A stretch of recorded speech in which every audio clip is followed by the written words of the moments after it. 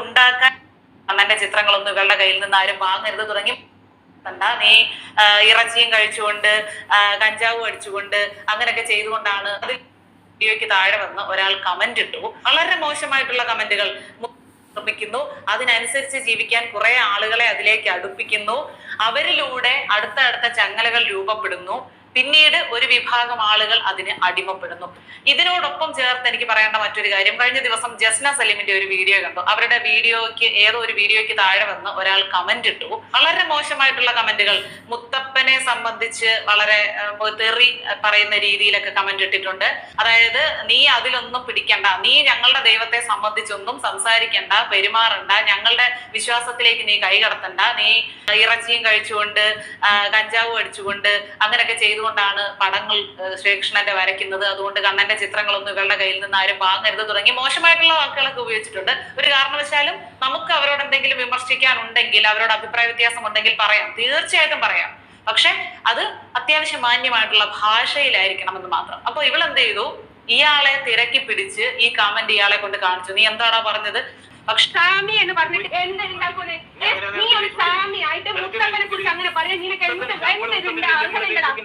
മറ്റൊന്നും പറഞ്ഞതിലോ തെറി പറഞ്ഞതിലോ ജസ്നയ്ക്ക് പരാതിയില്ല. പരാതി മുഴുവൻ മുത്തപ്പനെ നീ എന്തിനാണ് അങ്ങനെ പറഞ്ഞത്, മുത്തപ്പനെ അങ്ങനെ പറയാൻ നീ ആരാണ്, നീ മാലയിട്ടിട്ട് സ്വാമിയായിട്ട് ഇരുന്നുകൊണ്ട് നീ ഇങ്ങനെ മുത്തപ്പനെ പറഞ്ഞാൽ ഇങ്ങനെ ഒരു വീഡിയോ ഇടുന്നതിലൂടെ ജസ്ന സലീം ഉദ്ദേശിച്ചത് എന്താണ്? മുത്തപ്പനോട് വളരെ ഭക്തി കൂടിയിട്ട് അത് സഹിക്കാൻ പറ്റാതെയാണോ ഇയാളെ തേടി പിടിച്ച് ചെന്നത്, എന്നിട്ട് വീഡിയോ എടുത്തത്? ഒരു കാരണവശാലും അല്ല. തന്നെ വിളിച്ച തെറികളൊന്നും അവർക്ക് പ്രശ്നമല്ല. അവർ ഹൈലൈറ്റ് ചെയ്ത പോയിന്റ് മുത്തപ്പനെ നീ മോശമാക്കി സംസാരിച്ചു. അത് പറയുമ്പോൾ കുറെ ഹൈന്ദവ വിശ്വാസികളെങ്കിലും മുത്തപ്പന്റെ ഭക്തരെങ്കിലും ഇയാൾക്കെതിരെ തിരിയും, അല്ലെങ്കിൽ ഇവളെ സപ്പോർട്ട് ചെയ്യും എന്നുള്ള ഒരു ചിന്തയിൽ നിന്നാണ് അവൾ ആ ഒരു രീതിയിലുള്ള പ്രതിഷേധത്തിലേക്ക്, പ്രതികരണത്തിലേക്ക് ഇറങ്ങിയത്. അയാളാണെങ്കിലും ശരി തന്നെ മതവികാരം പറഞ്ഞത് കറക്റ്റാണ്, കറക്റ്റ് സാധനമാണ്. അവൾ എന്ത് പറഞ്ഞിട്ടും അവൾക്കൊരു കുഴപ്പമില്ല. പക്ഷെ മുത്തപ്പനെ വിളിച്ചു എന്നുള്ള പോയിന്റിൽ അവൾ കയറി പിടിച്ചുകൊണ്ട് പോയത്. ദുരുപയോഗം ചെയ്യുന്നതിൽ എല്ലാവരും ഒന്നിനൊന്നിനും മെച്ചമാണ്. പക്ഷെ ഇതാണ് സംഭവം എന്ന് തിരിച്ചറിയാതെ ഇതിൽ ചാടി പോകുന്ന അല്ലെങ്കിൽ വീണു പോകുന്ന കുറെ നിരപരാധികളുണ്ട്, കുറെ അവിവേകികളുണ്ട്, അറിവില്ലാത്ത ആളുകളുണ്ട്. അവരുടെ അറിവിലേക്കും കൂടിയാണ് ഞാൻ പറയുന്നത്. ഓരോരുത്തർക്കും ഒരു തിരിച്ചറിവും ഒരു സ്വയം ബോധ്യവും ഉണ്ടായിരിക്കണം. നമുക്ക് എപ്പോഴും ആശ്രയിക്കാൻ ഒരു തോള് അത്യാവശ്യമാണ്, അല്ലെ?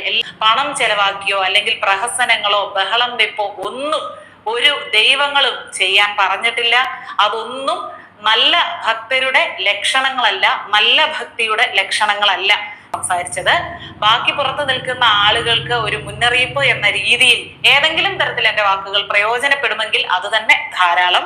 നിങ്ങൾക്ക് എന്താണ് ഇത്തരം ആരാധനാലയങ്ങളിൽ വന്നിട്ട് പണം ചിലവാക്കുന്നതോ ബഹളം വെക്കുന്നതോ മറ്റുള്ളവരുടെ മെക്കിട്ട് കയറുന്നതോ ഒന്നും നല്ല ഭക്തരുടെ ലക്ഷണമല്ല എന്നാണ് പറഞ്ഞിരിക്കുന്നത്. അപ്പം അത് തന്നെയല്ലേ കണ്ടുകൊണ്ടിരിക്കുന്നത്.